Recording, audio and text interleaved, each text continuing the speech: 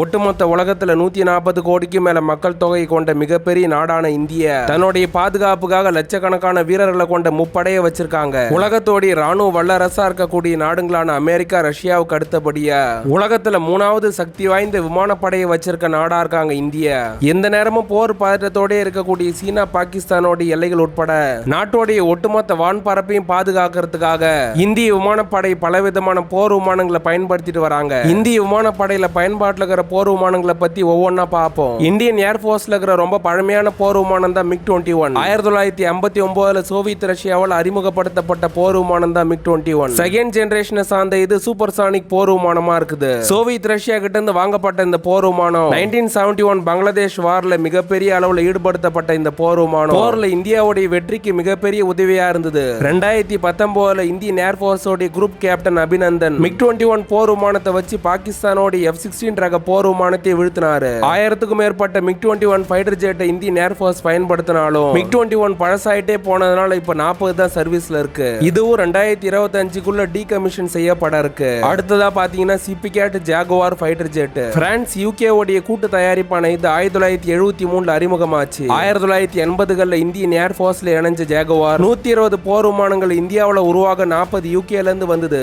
அணு ஆயுத தாக்குதல் நடத்தக்கூடிய ஜாகுவார் ஃபைட்டர் ஜெட் கார்கில் போர்ல பாகிஸ்தானோட நிலைகள் மேல அதிதீவிர தாக்குதல் நடத்துச்சு. இப்போதைக்கு சுமார் 120 ஜாகுவார் ஃபைட்டர் ஜெட் இந்தியன் ஏர்போர்ஸ்ல சர்வீஸ்ல இருக்கு. 1980களில் அமெரிக்காவுடைய F-16 ரக போர் விமானத்துக்கு எதிராக சோவியத் ரஷ்யாவால உருவாக்கப்பட்டதுதான் MiG-29. பாகிஸ்தான் கையில இருந்த F-16 ரக போர் விமானத்தை கவுண்டர் பண்ற விதமா இந்தியா சோவியத் ரஷ்யா கிட்ட இருந்து MiG-29 வாங்கினாங்க. கார்கில் போர்ல சிறப்பா செயல்பட்ட MiG-29 அதிக உயரமான பகுதியான லடாக்ல சிறப்பா செயல்படக்கூடிய MiG-29 இப்போதைக்கு இந்தியன் ஏர்போர்ஸ்ல 65 MiG-29 சர்வீஸ்ல இருக்கு. அடுத்து பாத்தீங்கன்னா இந்தியாவுடைய சக்தி வாய்ந்த போர் விமானங்கள்ல ஒண்ணுதான் மிராஜ் 2000. 1980களில் பிரான்ஸ் கிட்ட இருந்து வாங்கப்பட்ட மிராஜ் 2000 அணு ஆயுத தாக்குதல் நடத்தக்கூடிய கேப்பபிள் கொண்டதாகவும் இருக்குது. 1999 கார்கில் போறப்ப 500க்கும் மேற்பட்ட தடவை பாகிஸ்தான் நிலைகள் மேல தொடர்ந்து குண்டு வீசுச்சு. 2019 பாலக்கோட் சர்ஜிக்கல் ஸ்ட்ரைக்ல ஈடுபட்ட மிராஜ் 2000 பாகிஸ்தானுக்குள்ளேயே போய் தாக்குதல் நடத்திட்டு வெற்றிகரமா திரும்பி வந்தது. இப்போதைக்கு இந்தியன் ஏர்போர்ஸ்ல 60க்கும் மேற்பட்ட மிராஜ் 2000 பயன்பாட்டில் இருக்கு.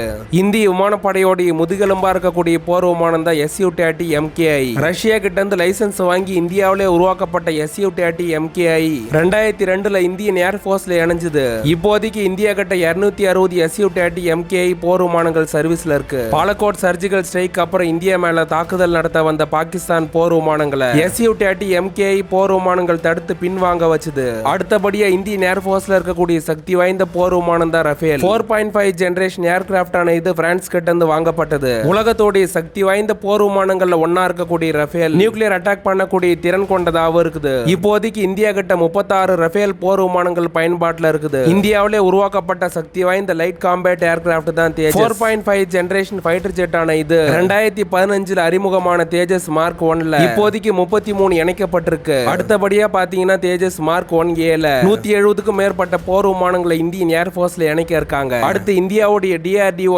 AMCA ப்ராஜெக்ட் மூலமா சக்தி வாய்ந்த 5th ஜெனரேஷன் 6th ஜெனரேஷன் போர் விமானத்தை உருவாக்க இருக்காங்க. எங்களோட சேனலை நீங்க இதான் ஃபர்ஸ்ட் டைம் பாக்குறீங்கன்னா மறக்காம சப்ஸ்கிரைப் பண்ணிக்கோங்க.